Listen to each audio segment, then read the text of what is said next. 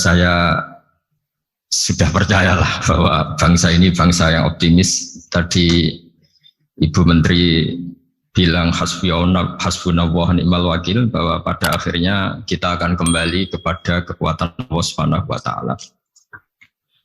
Sebelum kita cerita Isra Mi'raj dan inspirasi dari Isra Mi'raj, saya akan memberi analogi ya. Analogi ini akan menolong secara ilmu tauhid, ilmu mengesahkan Allah Subhanahu wa taala, dan ini menjadi pokok ya dalam pengajaran tauhid.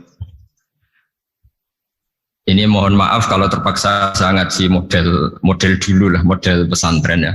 Tapi tambah ngurangi rasa hormat, tambah ngurangi rasa empati, rasa takdim saya.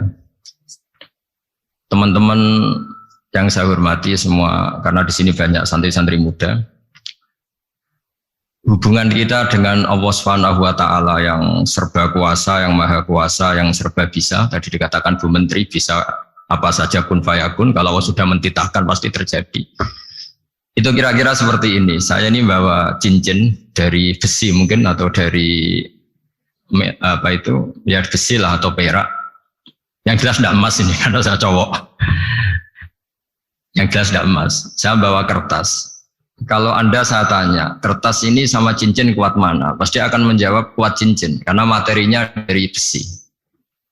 Jawaban itu benar, tapi harus ditambahkan secara materi itu kuat cincin ketimbang kertas. Tapi Anda salah, harusnya menjawab ya terserah Gus Bahak, karena yang megang itu Gus Bahak. Karena bisa saja saya punya rencana menghancurkan cincin ini, sementara saya punya rencana mengabadikan kertas ini. Kira-kira gitu hubungan manusia dan Allah Subhanahu wa taala. Jadi hal yang kita kira abadi karena materinya kuat, ternyata Allah punya rencana menghancurkan.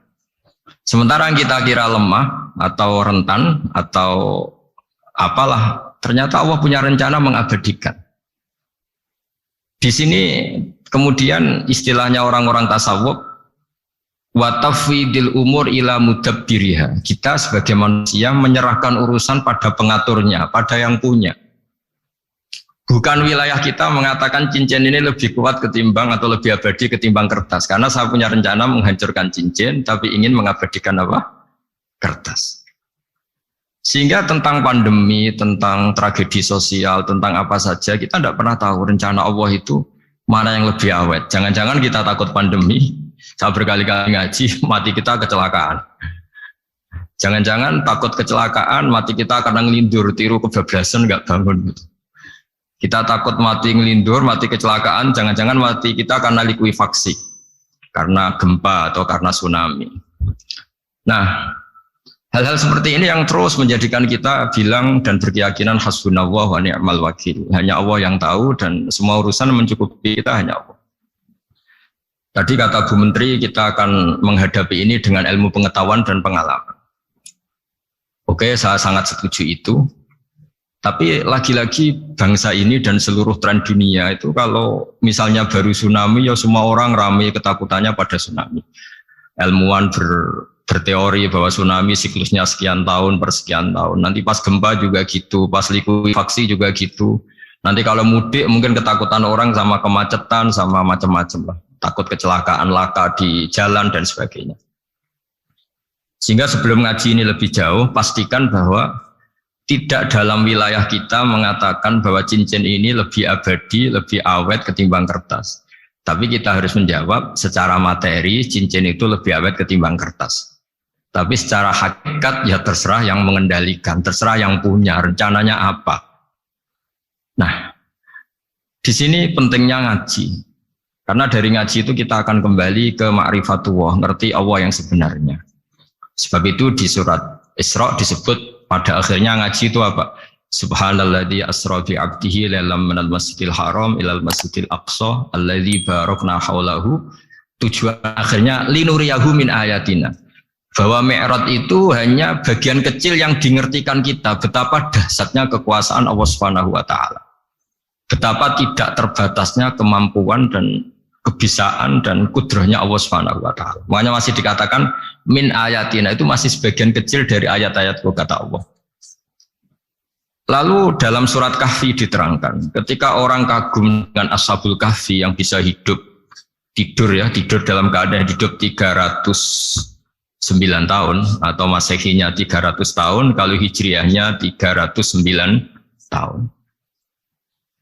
Itu mungkin kalau kita ilmuwan, ahli baksil atau ahli apalah, itu mungkin lebih kagum tentang nyamuk. Saya berkali-kali bilang, andaikan kita sepakar-pakarnya, terus disuruh bikin nyamuk itu, nggak usah bikin nyata hidup, bikin patungnya saja. Nyamuk itu sekecil itu, kemudian punya jantung, jantungnya punya urat, uratnya punya kuman, kumannya juga punya urat. Bayangkan saja sudah tidak bisa. Sehingga ketika orang tak kagum sama Ashabul Kahfi, kata Allah, am hasibta anna ashabal kahfi warraqi kanu min ayatina ajaba. Apa kamu kagum tentang Ashabul Kahfi dan batu-batu yang dipahat di situ? Bukankah dalam kekuasaan kami ada yang selalu menakjubkan?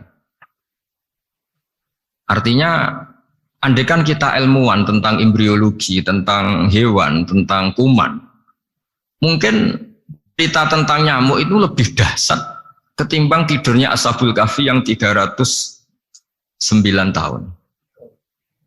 Karena kemampuan Allah menciptakan nyamuk yang kecil, sangat kecil, super kecil, kemudian kecil itu ya punya jantung tentu lebih kecil lagi, belum uratnya jantung itu, belum nyamuk juga di dalamnya menyimpan calon-calon keturunannya, kayak apa kecilnya lagi. Nah, di sini Allah mengingatkan kita, innallaha la yastahi ayyadriba matsalam ma ba'udatan fama fawqaha. Allah tidak pernah malu jika dalam menunjukkan kekuasaannya Allah memberi contoh seekor nyamuk. Karena nyamuk ini andaikan kita, tadi saya ulang lagi, andaikan kita ilmuwan yang nekuni itu, strukturnya bisa melihat, bisa nyari pasangan hidupnya, dan bisa hamil, bisa melahirkan, atau bisa menelur, dan sebagainya, maka kita akan kagum sekagum-kagumnya betapa kita di depan kekuasaan Allah Subhanahu wa Ta'ala tidak siapa-siapa, dan akhirnya kita ikrar-ikrarnya asyhadu alla ilaha illallah, bahwa tidak ada kekuasaan selain kekuasaan Allah Subhanahu wa Ta'ala. Lalu kenapa nyamuk itu tidak menjadi perhatian publik? Ternyata kita dibodohkan oleh kepentingan kita sendiri. Karena dari awal kita menganggap nyamuk itu problem, penyakit. Ya sudah, bawaan kita mungkin cari obat supaya bisa membunuh nyamuk itu. Atau melihat nyamuk itu sebagai problem, bukan sebagai ayatun min ayatillahi ta'ala, sebagai tanda-tanda kebesaran Allah Subhanahu wa Ta'ala. Sehingga akhirnya manusia itu butuh yang namanya mukjizat dahsyat yang mudah dilihat, mudah dirasakan. Akhirnya kita tahu dalam sejarah para nabi, Nabi Musa minta mukjizat Laut Merah dibelah sehingga bangsa Israel bisa melewati kejaran Fir'aun dan sampai selamat dari kejaran Fir'aun. Nabi Soleh umatnya minta keajaiban, yaitu onta keluar dari batu besar. Dan Nabi Soleh menuruti, akhirnya ada unta yang keluar dari batu besar. Begitu juga nabi-nabi sebelum itu atau setelah itu, selalu ada mukjizat yang memang manusia tidak mampu. Nah, kata tidak mampu ini yang semua umat para nabi tidak akan seunggul umat Nabi Muhammad SAW.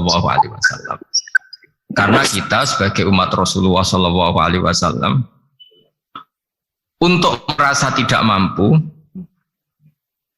itu tidak harus hal-hal seperti membelah laut, tidak harus hal-hal seperti unta keluar dari batu, tidak harus hal-hal yang dahsyat kayak tongkat Nabi Musa menjadi ular besar yang menelan semua sihir-sihirnya Fir'aun.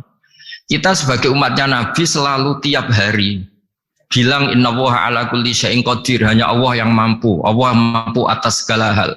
Melihat nyamuk kita iman, melihat hal-hal kecil, karena kita ketika melihat nyamuk Itu mesti kita itu kok hebat nyamuk tanpa rapat, tanpa ada gaji.